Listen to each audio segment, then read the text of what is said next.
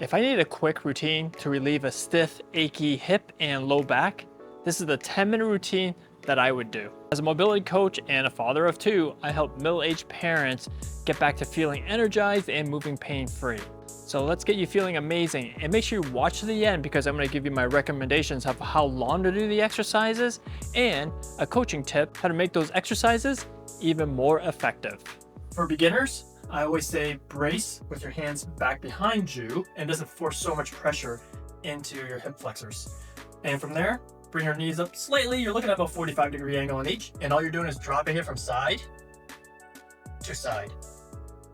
And the better you are at it, the lower your legs can go. So for me, I'm doing this today. I'm a bit, I guess it would be tight and not flexible, but as I'm moving forward, I can feel myself getting a little bit lower from side to side.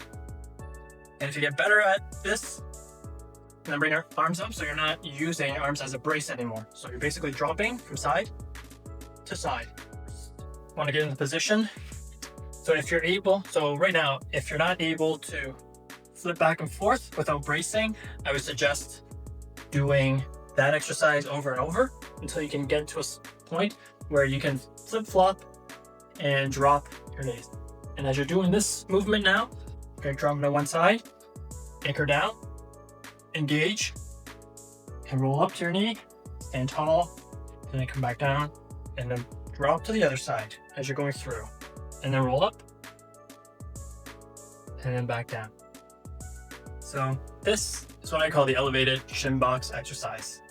Since you're on your way to feeling amazing, make sure you subscribe to my channel, hit that bell notification so you can continue feeling terrific and moving pain-free. Now let's get back to the next exercise.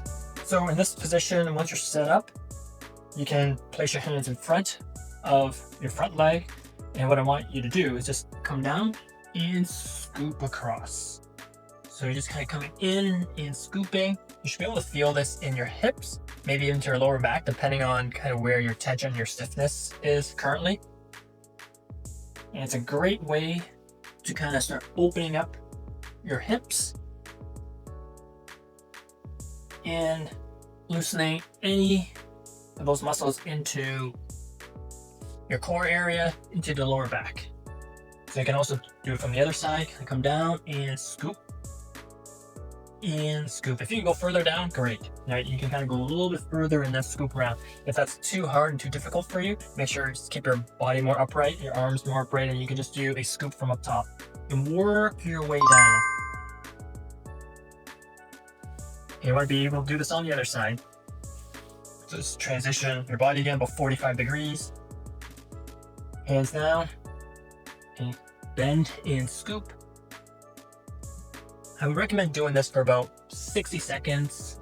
I always feel, 20, 30 seconds is just not enough time to get your body to even begin to release muscle tension.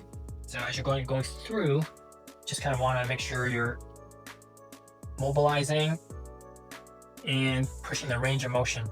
Go back the other way and up. And so if you can go down lower, great. You can also slow it down. You don't have to go quick.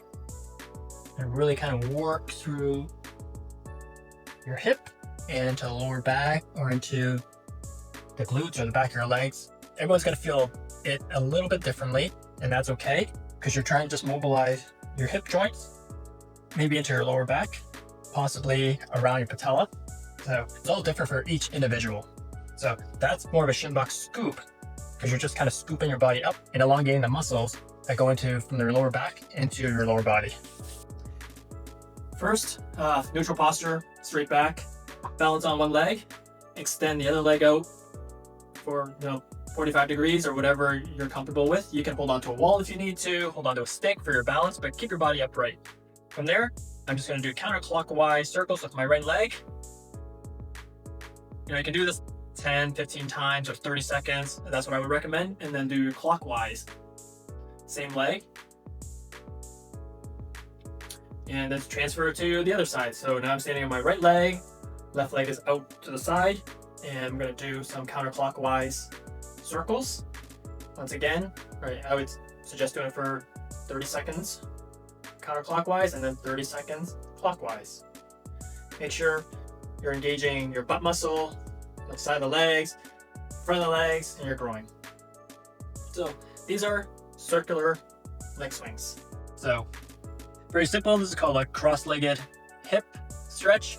You can hold it for a very long time, but today I'm just gonna do 3 to 5 second intervals as I'm going back and forth. So what you wanna do, I would say sit on the edge of your bench or your chair. Right now I'm sitting on a piano bench. So here, 90 degrees, hip width apart. Bring your leg up over the knee. This is your starting position. If you find it too difficult to bring your leg up, extend your other leg forward a bit so the angle's a little bit lower, and then try bringing your leg up. And then do it from this angle. But if you can, bring that leg straight, 90 degrees.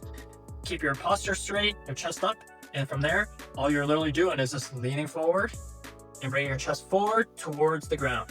One thing you don't want to do is bend your back as you're going through doing this. So you want to make sure your back is nice and straight. Pretend pretend you've tied a board to your back and you can't actually round the shoulders. So from there, bend through the hip at the waist, and then come forward. I'd always say breathe out as you're doing this. So you can, when you're breathing out and then breathing in, you should be able to feel a nice, gentle stretch around your butt and the outside. But this will tell you, kind of where else you might be tight or feeling some discomfort. So any of those areas, it's time to address them. These exercises are low impact and highly effective in helping you release that muscle tension, which could be causing you that pain.